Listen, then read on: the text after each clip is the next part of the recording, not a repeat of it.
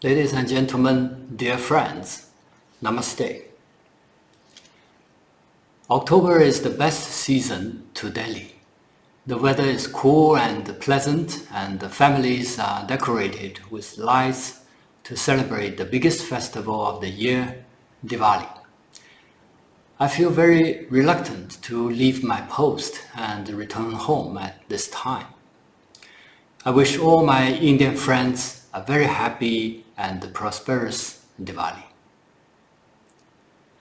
Ladies and gentlemen, dear friends, recently the 20th National Congress of the Communist Party of China was successfully held, which attracted worldwide attention. It made clear what banners the party will hold, what path it will take, what goals it wants to achieve, and how it will achieve them. Comrade Xi Jinping was elected General Secretary of the 20th Central Committee of the Communist Party of China, which is the core of the times, the choice of history, and the aspiration of the people. General Secretary Xi Jinping pointed out that the central task of the CPC will be to lead the Chinese people of all ethnic groups in a concerted effort to realize the second centenary goal of building China into a great modern socialist country in all respects, and to advance the rejuvenation of the Chinese nation on all fronts through a Chinese path to modernization. The Chinese style modernization is the socialist modernization led by the CPC and contains elements that are common to the modernization processes of all the countries, but it is more characterized by features that are unique to the Chinese context. It is the modernization of a huge population, the modernization of common prosperity for all, the modernization of material and cultural ethical advancement, the modernization of harmony between humanity and nature, and the modernization of peaceful development. On the new journey, China will always be committed to its foreign policy goals of upholding world peace and promoting common development. And it is dedicated to promoting a human community with a shared future.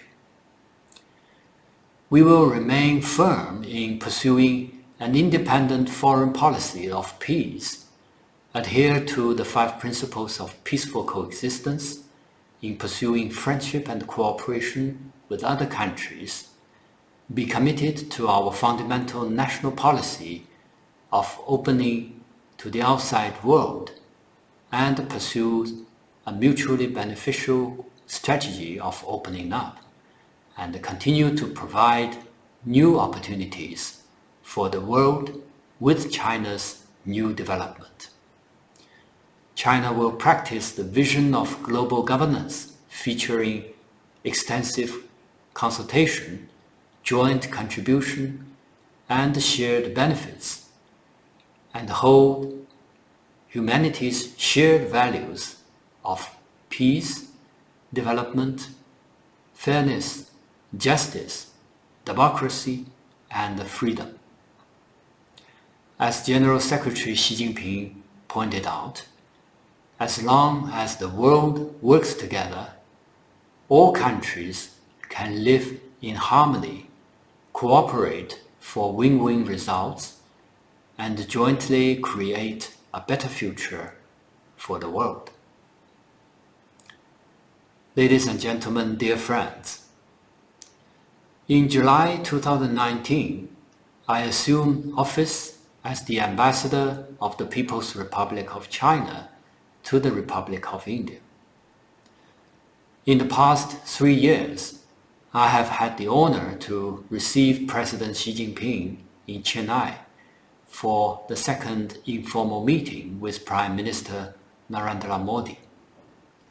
I have witnessed the bilateral trade volume between the two countries exceeded 120 billion US dollars. I have worked with people from all walks of life in both countries to support each other in fighting against the COVID-19 pandemic and tide over the difficult times together. I have visited many places in India and witnessed the development and changes in India. I deeply realized the strong desire of the Indian people to pursue a better life, and personally felt the support and expectation from the Indian people for China-India friendship. And during this period, China-India relations also experienced ups and downs. As the Chinese ambassador to India, I'm fully aware of the mission and tasks that I shoulder. I have been committed to my duties and made every effort to strengthen communication, enhance mutual understanding, properly manage differences, try to resolve difficulties and challenges, and promote the improvement and the development of our bilateral relations. I believe that under the strategic guidance of the leaders of our two countries and with the joint efforts of both sides, the bilateral relations will eventually have the clouds cleared and return to the right track. In my diplomatic career, I have spent much of my time with India. I would like to take this opportunity to share some of my thoughts with our friends. Firstly, it's about who we are.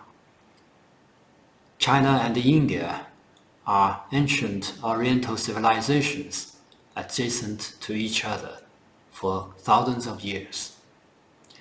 Asia is the homeland where we live together. We have time-honored historical and cultural ties. Ancient civilizations endowed us with a long-term perspective on things and a rich wisdom in dealing with problems. China and India are also great agricultural countries traditionally, and farming culture is an important foundation of the two major civilizations, which is very different from the origin of Western civilization. I have visited some villages in India, and walking in this field, it was like going back to a village in southern China. And seeing the cordial and the honest villagers made me feel very warm. We all agree on the principle of living in harmony with our neighbors, helping each other, and solving problems through consultation. The famous Indian poet Rabindranath Tagore said that we Easters can neither borrow the minds of the West nor temperament of the West. We need to discover our own right to be born with. I fully agree with him. Secondly, is about how we got where we are today. China and India friendship dates back to ancient times. We have stories of the white horse carrying Buddhist scriptures to China, monk Xuanzang's journey to the West, and expedition of the Chinese navigator Zheng He, who visited India 6 times. Our two great civilizations have learned from each other, trade with each other, and enriched each other's material life as well as mindset. But since modern times, China and India have both been invaded by Western colonialists, and our two nations have sympathized with each other and supported each other.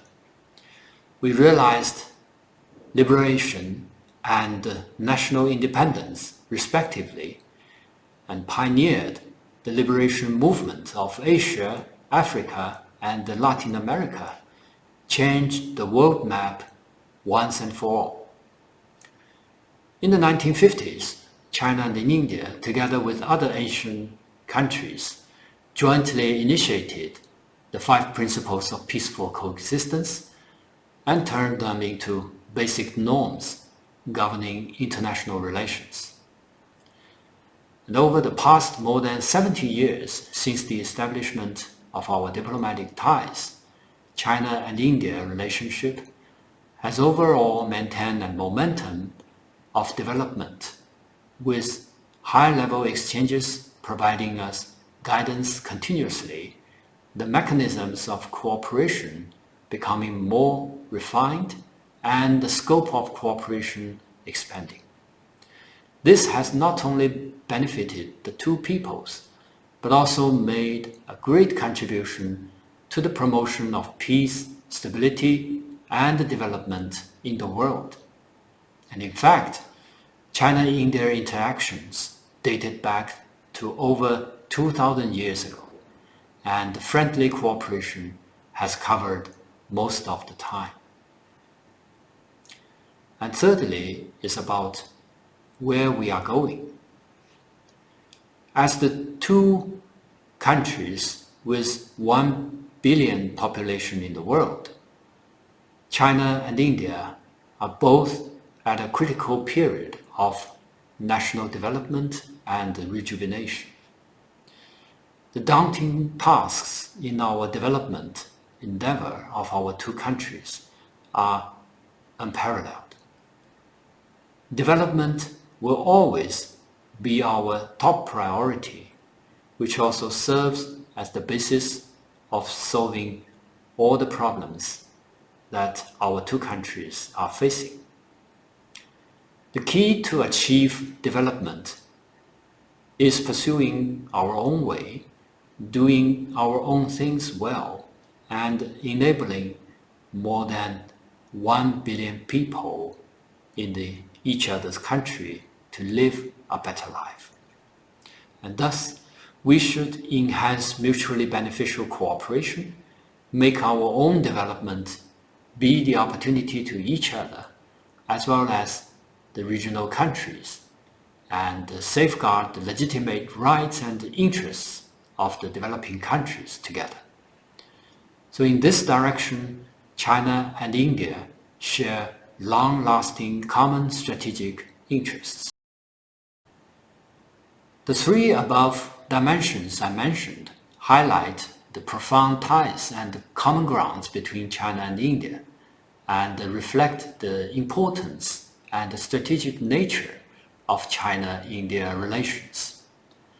They also demonstrate that harmonious coexistence and mutually beneficial cooperation between China and India are the aspiration of the peoples and the trend of the times. China and India have been neighbors for thousands of years and will continue to be neighbors in the future. If the Western theory of geopolitics is applied to China-India relationship, then major neighboring countries like us will inevitably view each other as threats and rivals. And consequently, competition and confrontation will be the main mode of interaction, and the zero-sum game will be the inevitable result. But the reality is that geographical proximity is an objective existence. It should be an opportunity for us to have more interaction and cooperation, tap our potential and learn from and complement each other. If we view it as a kind of bad fate, it will make us suspect and undercut each other, compete and confront with each other or even become rivals. But we should break out of the geopolitics trap and find a new path that is different from the past.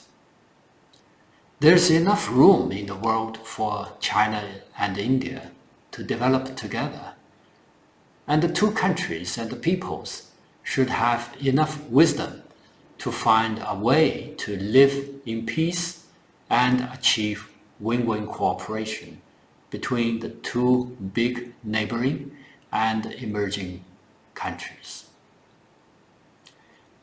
Today, our world, our times, and history are changing in ways like never before. The historical trend of peace, development, and win-win cooperation is unstoppable. The future of mankind will be a community of shared future. And meanwhile, hegemonic and bullying acts such as the strong bullying the weak, disgust and coercive robbery, and the zero-sum game are on the rise.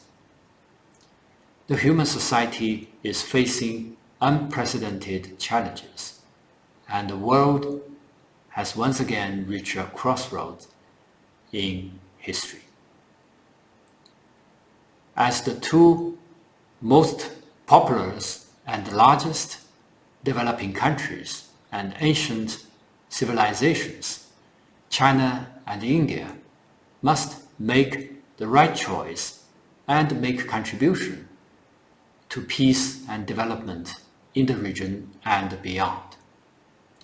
When China and India maintain stability and development, it means that 2/5 of the world's population has access to development opportunities.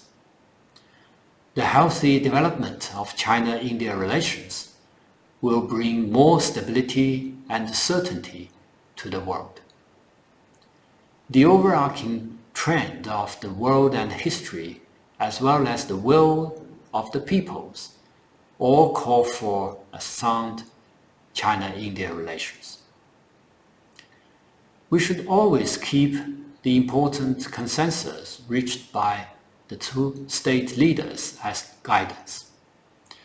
President Xi Jinping and Prime Minister Narendra Modi reached a host of important consensus, including China and India are opportunities of development, and we are cooperation partners to each other instead of being threats or competitive rivals. Dragon-elephant tango is the only correct choice for the two sides. We should not allow differences to become disputes, etc. And these consensus are the cornerstones and the guidance for China-India relations. We should implement these consensus, stick to the right direction of bilateral relations, and always view China-India relations from a strategic and long-term perspective, so as to establish a basic pattern of bilateral relations featuring peaceful coexistence, mutual respect and trust, and win-win cooperation. We should enhance communication and cooperation. China and India have established dialogue mechanisms in various levels and departments. We should make full use of all the communication channels, deepen mutual understanding in order to avoid misunderstanding and miscalculation. We should expand exchanges and cooperation between our political parties, local governments, and social organizations. We should deepen economic and financial cooperation and promote people-to-people exchanges. The Chinese side optimized the visa application process for Indian citizens to travel to China. resumed processing visa applications for students pursuing long-term study and the people conducting business, work, and family visits. Up till now, more than 1,800 visas have been issued to the Indian students, and we hope there will be more and more exchange of visits between our two peoples. We should also turn our broad consensus on multilateral affairs into concrete actions and enhance communications in the frameworks of the United Nations, G20, BRICS, SCO, and other multilateral institutions. We should strengthen cooperation in poverty reduction, disaster prevention, energy security, climate change, and other major issues, and make contributions to addressing global challenges. We should seek common ground while reserving differences and properly handle the differences. China and India are important neighbors to each other. It is only natural for China and India to have some differences. The key is how to handle the differences. We should be aware that the common interests of the two countries are greater than differences. And meanwhile, the two sides should strive to manage and resolve differences and look for a proper solution through dialogue and consultation, instead of defining China-India relations by differences. The two countries need to respect each other's political systems and development path and uphold the principle of non-interference in each other's internal affairs. Ladies and gentlemen, dear friends, the past 3 years and 3 months have been an unforgettable period in my life. On the occasion of my departure, I would like to express my most heartfelt appreciation to all the friends for your care to China's development and support to the course of China-India friendship, and to all the friends for your support and assistance to me in the performance of my duties. The civilizations of China and India were created by the two peoples, and the future of bilateral relations will also be written by the two peoples. I'm fully convinced that the course of China-India friendship is correct and has broad prospects. Let us look at the blue sky, keep our feet on the earth, have faith in our hearts, have direction in our eyes, and have warmth in our hands. Through joint efforts of both sides, can we bring China-India relations back to the right track and promote the sound and steady development of the bilateral relations so as to deliver benefits to our two countries and the two peoples. Thank you very much.